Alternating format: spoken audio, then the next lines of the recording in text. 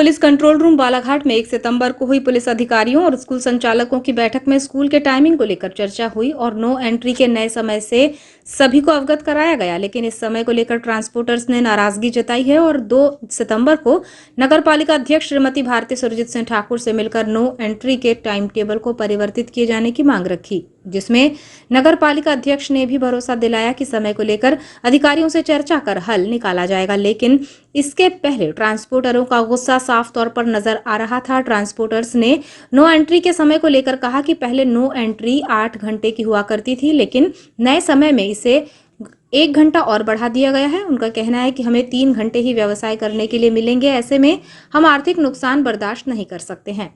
अधिकारियों द्वारा निर्धारित किए जाने वाले नो एंट्री को लेकर भी सवाल किए गए हैं कि जब कलेक्ट्रेट में बैठक होती है तो कलेक्टर एसपी ट्रांसपोर्टर्स की बैठक में नहीं रहते हैं, इसलिए उन्हें जानकारी नहीं हो पाती है और स्थिति बिगड़ती है।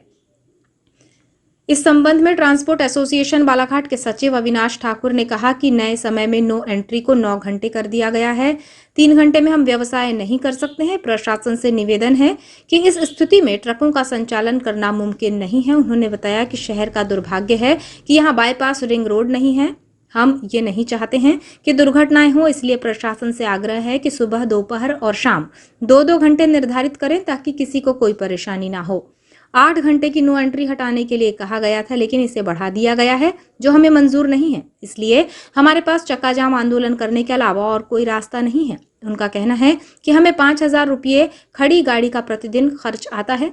हम 3 घंटे में कैसे गाड़ी चला पाएंगे।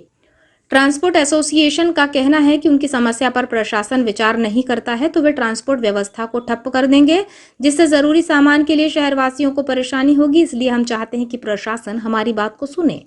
इसमें हम लोगों ने प्रशासन से निवेदन किया था कि शहर में 8 घंटे की नो एंट्री लग रही है, हमको सिर्फ काम करने के लिए 4 घंटे मिल रहे हैं। तो हमने प्रशासन से निवेदन किए थे कि स्कूल वालों की एक बैठक आहूत की जाए और नो एंट्री के समय को कम करा जाए, स्कूलों की टाइमिंग को एक समय पर स्कूल लगे और छूटें। उसको हमने निवेदन किए थे कि आप मीटिंग करिए।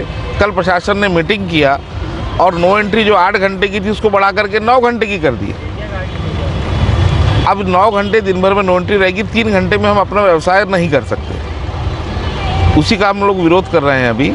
और हमारा प्रशासन से निवेदन है कि इस स्थिति में ट्रकों का संचालन करना पॉसिबल नहीं है। आज हमारे बालाघाट का दुर्भाग्य है कि हमारे बालाघाट में न तो कोई बाईपास है, न रिंग रोड है, न कुछ है। अब हमारे पास जो संसाधन उपलब्ध है उसी में हमारे को रास्ता निकालना है। हम भी नहीं चाहते कि शहर में एक्सीडेंट हो, किसी के घर का बच्चा हो, सबके आपसी में संबंध है, किसी के भी घर का बच्चा हो, घटना दुर्घटना हो। इसलिए हमारा प्रशासन से निवेदन था कि सुबह 2 घंटा, दोपहर में 2 घंटा और शाम को 2 घंटा, ऐसा 6 घंटे का समय निर्धारित करें जिसमें मॉर्निंग शिफ्ट लग जाए, डे शिफ्ट भी लग जाए, मॉर्निंग शिफ्ट छूट जाए और शाम को भी स्कूल छूट जाए। लेकिन प्रशासन स्कूल वालों के हिसाब से अपना काम कर रहा है, जिसके कारण नो एंट्री के समय बढ़ते जा रहा है और अब हमारे सामने चक्का जाम और आंदोलन और हड़ताल करने के अलावा कोई रास्ता नहीं बच रहा। मंडे में जो नो एंट्री जारी होगी तो क्या आप उस पर सहमत हैं? बिल्कुल नहीं। हमने निवेदन किए थे कि 8 घंटे की नो एंट्री को आप घटाएं, इनने बढ़ा करके 9 घंटे की नो एंट्री कर दी। उससे अच्छा आप सुबह से रात तक लगा दो। बालाघाट में ना सब्जी भाजी आएगी, ना राशन पानी आएगा, ना किसी का मकान बनेगा।